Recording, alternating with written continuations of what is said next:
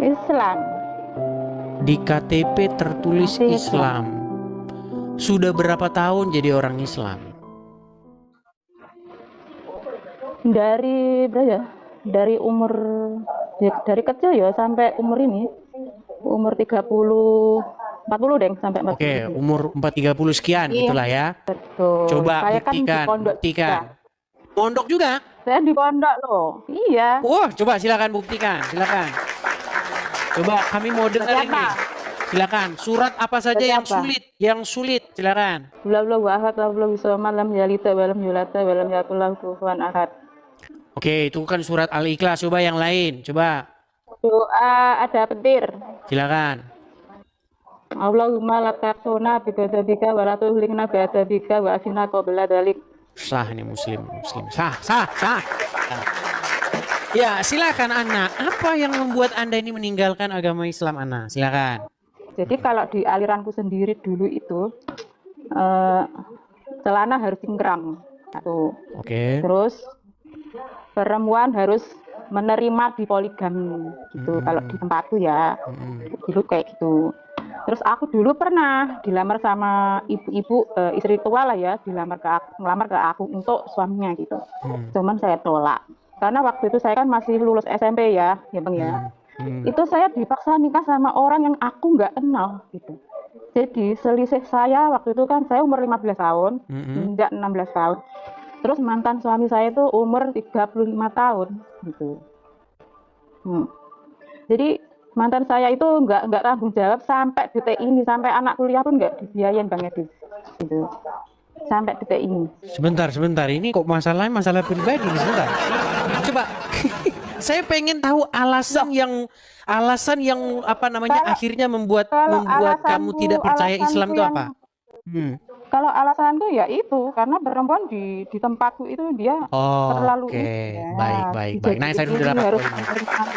Ya, saya sudah dapat poinnya. Aku tanya sama pamanku, emang pahalanya masuk mau menerima poligami itu apa? Pamanku bilang tuh ngomong kayak gini, nanti kamu di surga itu duduknya tuh bersanding dengan istri-istrinya para nabi. Ngomong kayak gini. Iya. Terus aku ngomong gini, loh, emang aku kenal sama istri-istrinya para nabi? Kita kan nggak kenal. Soalnya waktu itu aku bantah terus Bang Edi, bantah terus aku dulu waktu itu. Ya. Nah terus terakhir kemarin tuh aku baptis itu kan bulan 6 kemarin ini ya, tanggal 13. Oh, akhirnya masuk Kristen? Iya, sudah masuk. Aku kan ada di Singapura ini. Terus bulan 6 aku minta cuti sama bosku. Nah, kebetulan bosku juga Kristen gitu kan. Aku dikasih uang itu sampai 30 juta untuk libur untuk foya-foya ke Indonesia gitu kan kemarin. Akhirnya aku liburan, terus aku minta baptis sama gereja yang dekat sama rumahku ya di Pantai Kosta itu. Langsung aku minta dibaptis bahwa aku di sini itu cuman cuti, waktuku cuma pendek Pak, tolong aku minta dibaptis. Akhirnya dibaptis dari Jumat tanggal 13 kemarin itu. Jadi gini Bang, yang membuat aku keluar itu nggak sembarangan keluar ya. Semua tuh memang harus aku selidiki dulu, Kristen tuh kayak gimana sih gitu kan. Jadi aku melihat orang-orangnya dulu, ternyata ya memang baik-baik sih, meskipun nggak semua gitu ya. Terus aku di situ dijelasin sama temanku juga. Ditanya, menurutmu Tuhan mana yang bisa membangkitkan orang mati di tahun 1940? Siapa Bang? Dia bilang namanya adalah Smith Wigglesworth. Aku cek di situ, ternyata benar. Disitulah aku jadi percaya bahwa Yesus itu memang benar-benar Tuhan. Jadi menurut saya yang bisa membangkitkan orang mati cuma Yesus. Selain itu nggak ada ilah lain. Menurut saya sih begitu ya. Secara logika sih begitu ya menurut aku sih. Ya. Oke, saya tanggapi ya. Jadi begini. Jadi pertama alasan yang membuat Kak Ana meninggalkan agama Islam itu adalah bagaimana agama Islam memperlakukan seorang wanita. Betul. Iya. Betul. Jadi memang kalau kita belajar agama Islam, memang wanita itu diperlakukan memang ya sedemikian rupa lah. Bahkan waktu di pondok itu ya, di pondok itu, aku pakai parfum itu ya, hadiah dari temanku. Itu pun dilarang aku pakai parfum. Padahal kan bukan niat aku untuk mancing-mancing cowok gitu ya. Aku dituduh bahwa aku tuh mancing-mancing cowok. Mancing cowok siapa? Oh, aku mikirku kan gini, oh di sini cowoknya jelek-jelek, nggak ada yang ganteng sih menurut aku, beneran. Betul. Maksud saya begini. Jadi memang kalau dalam ajaran agama Islam itu memperlakukan wanita itu sedemikian rupa sehingga perempuan itu seperti tidak punya hak lagi untuk ngapa-ngapain selain daripada organ reproduksi saja. Ini mohon maaf ini, memang harus begitu. Jadi perempuan itu hanya seperti mesin reproduksi anak saja, tidak lain daripada itu dalam diperlakukan orang-orang perempuan. Bahkan sebab pamanku sendiri ya, itu ngurus pondok Bang Idis. Pondoknya itu pondok terkenal dan dia pondoknya gede banget karena pamanku bahkan dulu itu kaki tangannya Bapak Imam Abdul Syekh. Lanjutnya aku nggak mau nyebut ya, di sini. Oke, saya lanjutin ya. Gini, menurut Muhammad mayoritas perempuan itu menjadi penghuni neraka. Ada seorang pendebat Islam itu namanya Rifa. Dia itu sampai dia itu udah hampir murtad itu gara-gara seperti Anda persis. Dia ngalamin seperti Anda ini. Dia mengatakan kenapa orang Islam memperlakukan wanita jadi kambing hitam katanya. Itu pernah Rifa sampai seperti itu, sampai dikatakan kamu harus syahadat lagi. Tapi ya dia akhirnya masih tetap Islam. Sampai sekarang dia masih Islam. Dia bilang begini, negara hancur karena ulama. Ulama hancur karena wanita. Wanita yang disalahin lagi. Apa-apa karena wanita. Nanti terseret karena wanita. Rambut wanita kalau terlihat satu masuk neraka 70 tahun. Iya. Pamanku sendiri Bang. Kalau ada rambut wanita jatuh kelihatan dilihat oleh orang lain, maka satu rambut itu 70 tahun Anda di neraka.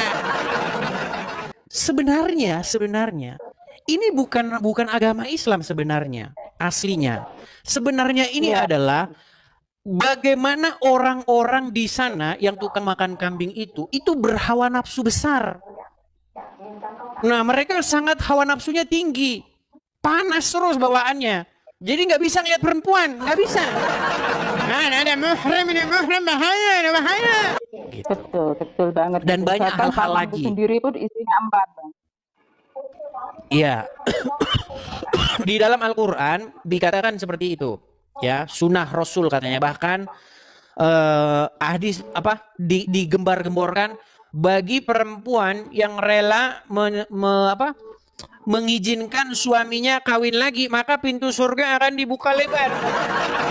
Itu kalau perempuan-perempuan cerdas, bilang aja bel gedes akal-akalanku itu. Itu kalau perempuan-perempuan mau berpikir cerdas, tapi faktanya memang begitu. Yang terjadi di negara-negara yang bergejolak jadi negara-negara Islam. Saya kasih contoh ya, Afghanistan, Pakistan, itu perempuan-perempuan di sana sangat tersiksa. Makanya banyak kabur itu. Atlet-atlet itu mereka kabur dari negara itu karena Islam memperlakukan perempuan itu seperti itu. Bahkan di Iran itu pernah terjadi demo besar-besaran bagaimana seorang perempuan itu sampai mati dia itu. Betul. Memprotes dan mereka melepas jilbabnya dan membakar jilbabnya di sana perempuan-perempuan. Nah, sekarang di Indonesia perempuan lomba tutupin kepala. Ya, silakan. Ini maksudku gini loh Bang, ini khususnya orang Indonesia ya, orang Islam Indonesia ya. Mereka ini kan era digital ya kan. Kita kan bisa searching gitu ya, berita-berita tentang Islam, terus kita bisa mencari info tentang berita-berita dunia Islam di negara lain itu kayak gimana.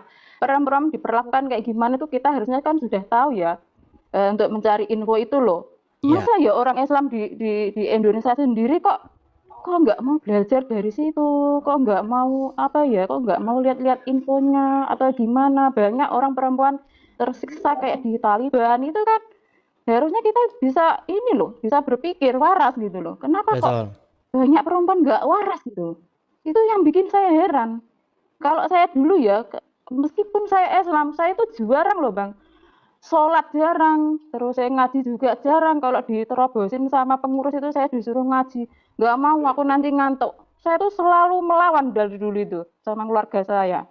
Keluarga saya itu pesantren, semuanya pakai jilbabnya itu rapet-rapet gitu ya. Kalau saya tuh orangnya memang pembangkang dari dulu, makanya saya keluar, nggak mau, saya nggak tahan memang sama mereka itu. Udah dari dulu saya tuh nggak suka gitu loh.